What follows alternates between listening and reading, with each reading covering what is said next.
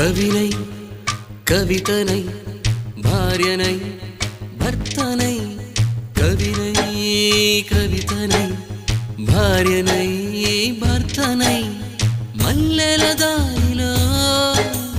మంచు ఎడారిలో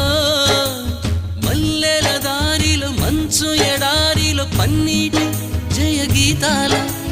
కన్నీటి జలపాతాల నాతో నేను అనుగమిస్తూ నాతో నేనే రమిస్తూ ఒంటరినై అనవరతం కంటున్నాను నిరంతరం కలల్ని కథల్ని మాటల్ని పాటల్ని రంగుల్ని రంగవల్లుల్ని కావ్య కన్యల్ని ఆడపిల్లల్ని జగమంత కుటుంబం నాది